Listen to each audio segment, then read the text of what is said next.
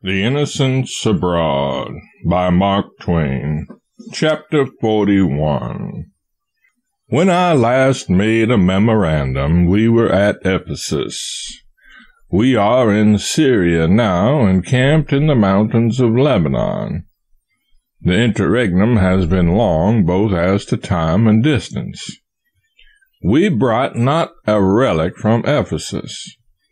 After gathering up fragments of sculptured marbles and broken ornaments from the interior work of the mosques, and after bringing them at a cost of infinite trouble and fatigue, 5 miles on muleback to the railway depot, a government officer compelled all who had such things to disgorge. He had an order from Constantinople to look out for our party and see that we carried nothing off. It was a wise, a just, and a well-deserved rebuke, but it created a sensation. I never resist the temptation to plunder a stranger's premises without feeling insufferably vain about it. This time I felt proud beyond expression. I was serene in the midst of the scoldings that were heaped upon the Ottoman government for its affront offered to a pleasuring party of entirely respectable gentlemen and ladies. I said, "We that have free souls, it touches us not." The shoe not only pinched our party, but it pinched hard. A principal sufferer discovered that the imperial order was enclosed in an envelope bearing the seal of the British embassy at Constantinople, and therefore must have been inspired by the representative of the Queen. This was bad, very bad. Coming solely from the Ottomans, it might have signified only Ottoman hatred of Christians and a vulgar ignorance as to genteel methods of expressing it. But coming from the Christianized, educated, politic British legation, it simply intimated that we were a sort of gentlemen and ladies who would bear watching. So the party regarded it and were incensed accordingly. The truth doubtless was that the same precautions would have been taken against any travelers, because the English company who have acquired the right to excavate Ephesus, and have paid a great sum for that right, need to be protected, and deserve to be. They cannot afford to run the risk of having their hospitality abused by travelers, especially since travelers are such notorious scorners of honest behavior. We sailed from Smyrna in the wildest spirit of expectancy, for the chief feature, the grand goal of the expedition, was near at hand. We were approaching the Holy Land. Such a burrowing into the hold for trunks that had lain buried for weeks, yes, for months. Such a hurrying to and fro above decks and below. Such a riotous system of packing and unpacking. Such a littering up of the cabins with shirts and skirts and indescribable and unclassable odds and ends. Such a making up of bundles and setting apart of umbrellas, green spectacles, and thick veils, such a critical inspection of saddles and bridles that had never yet touched horses, such a cleaning and loading of revolvers and examining of bowie knives, such a half-soling of the seats of pantaloons with serviceable buckskin, then such a poring over ancient maps, such a reading up of Bibles and Palestine travels, such a marking out of routes, such exasperating efforts to divide up the company into little bands of congenial spirits who might make the long and arduous journey without quarreling, and morning, noon, and night such mass meetings in the cabins, such speech-making, such sage suggesting, such worrying and quarreling, and such a general raising of the very mischief was never seen in the ship before. But It is all over now. We are cut up into parties of 6 or 8, and by this time are scattered far and wide. Ours is the only one, however, that is venturing on what is called the long trip. That is, out into Syria, by Baalbek to Damascus, and thence down through the full length of Palestine.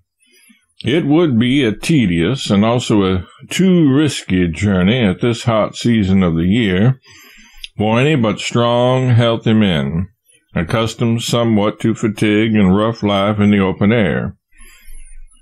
The other parties will take shorter journeys. For the last 2 months we have been in a worry about one portion of this Holy Land pilgrimage. I refer to transportation service. We knew very well that Palestine was a country which did not do a large passenger business, and every man we came across who knew anything about it gave us to understand that not half of our party would be able to get dragomen and animals. At Constantinople, everybody fell to telegraphing the American consuls at Alexandria and Beirut to give notice that we wanted dragomen and transportation. We were desperate. Would take horses, jackasses, camel leopards, kangaroos, anything. At Smyrna, more telegraphing was done to the same end. Also, fearing for the worst, we telegraphed for a large number of seats in the diligence for Damascus and horses for the ruins of Baalbek. As might have been expected, a notion got abroad in Syria and Egypt that the whole population of the province of America, the Turks consider us a trifling little province in some unvisited corner of the world, were coming to the Holy Land. And so, when we got to Beirut yesterday, we found the place full of dragomen and their outfits.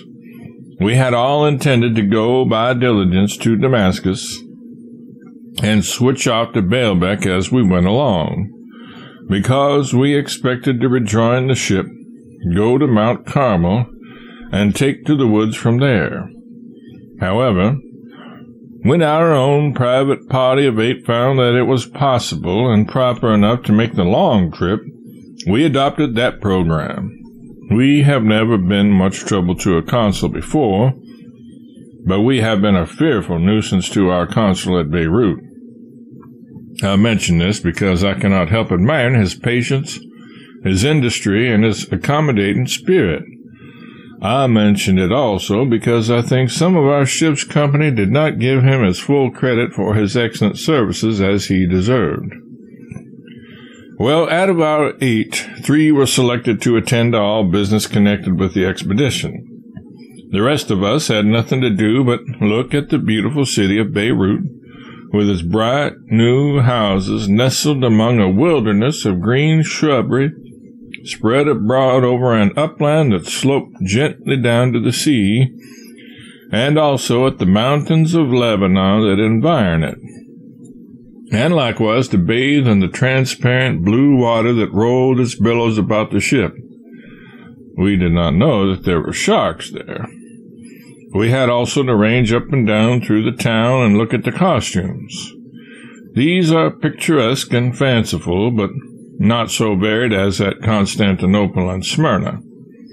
The women of Beirut had an agony. In the 2 former cities, the sex wear a thin veil which one can see through, and they often expose their ankles. But at Beirut, they cover their entire faces with dark-colored or black veils, so that they look like mummies, and then expose their breasts to the public. A young gentleman, I believe he was a Greek, volunteered to show us around the city, and said it would afford him great pleasure, because he was studying English and wanted practice in that language. When we had finished the rounds, however, he called for remuneration. Said he hoped the gentleman would give him a trifle in the way of a few piastres, equivalent to a few 5-cent pieces. We did so. The consul was surprised when he heard it, and said he knew the young fellow's family very well, and that they were an old and highly respectable family and worth $150,000.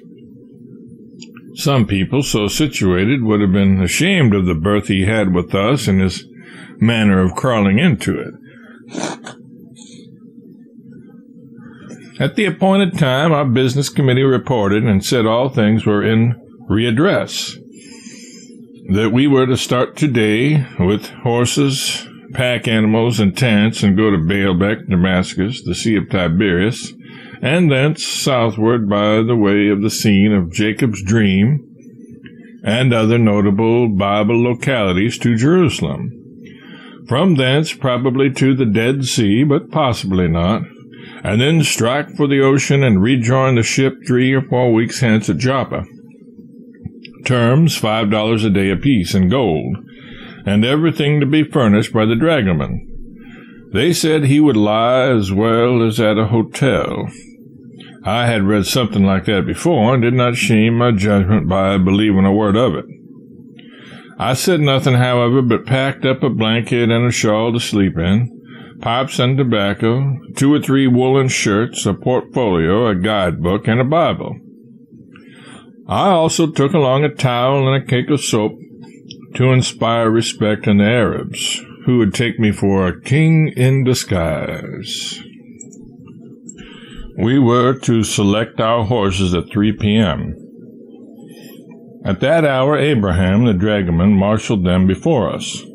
With all solemnity, I set it down here that those horses were the hardest lot I ever did come across, and their accoutrements were in exquisite keeping with their style.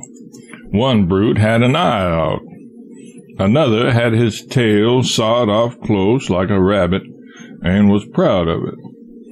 Another had a bony ridge running from his neck to his tail, like one of those ruined aqueducts one sees about Rome, and had a neck on him like a bowsprit.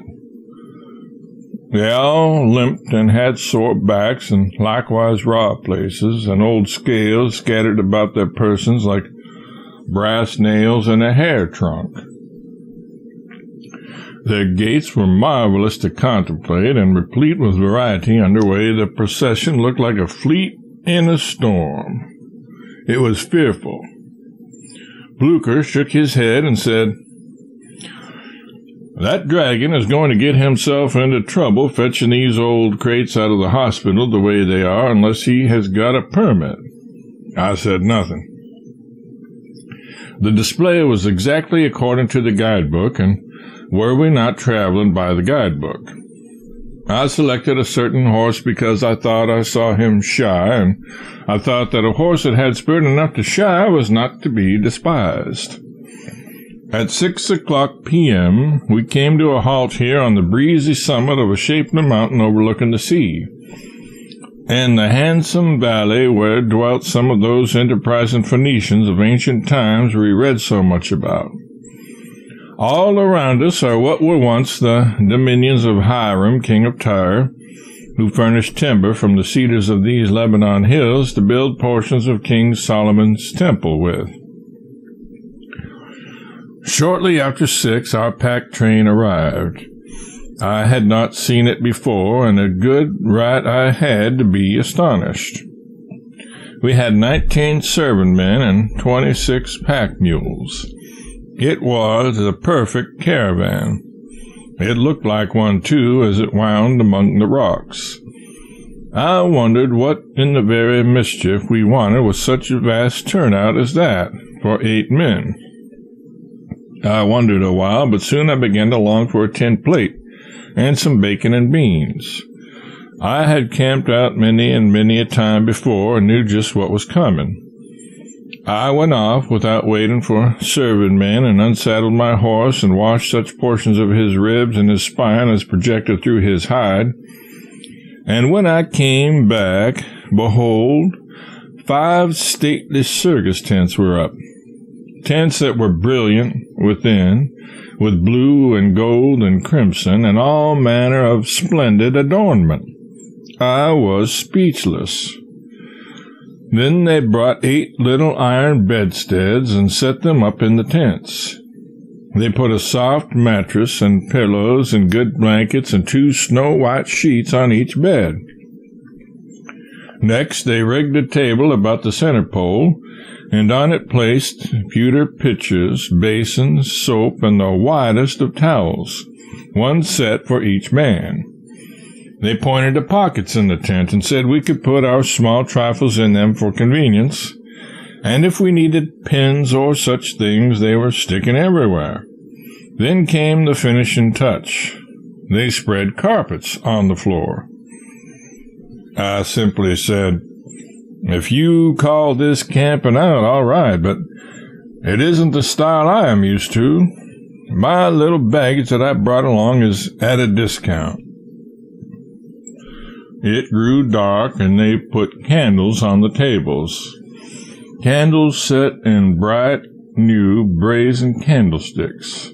And soon the bell, a genuine Simon Pure bell, rang, and we were invited to the saloon. I had thought before that we had a tent or so too many, but now here was one at least provided for. It was to be used for nothing but an eating saloon. Like the others, it was high enough for a family of giraffes to live in, and was very handsome and clean and bright-colored within.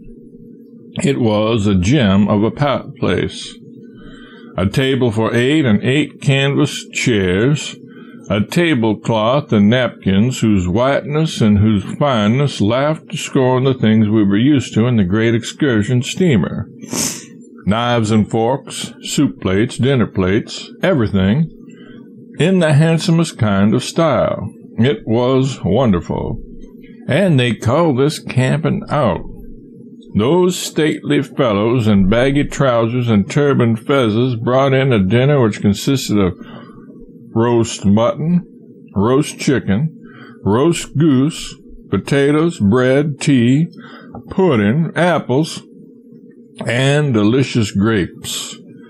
The viands were better cooked than any we had eaten for weeks, and the table made a finer appearance with its large German silver candlesticks and other finery than any table we had sat down to for a good while. And yet that polite dragoman, Abraham, came bowing in and apologizing for the whole affair on account of the unavoidable confusion of getting under way for a very long trip, and promising to do a great deal better in future. It is midnight now, and we break camp at 6 in the morning. They call this camping out. At this rate, it is a glorious privilege to be a pilgrim to the Holy Land.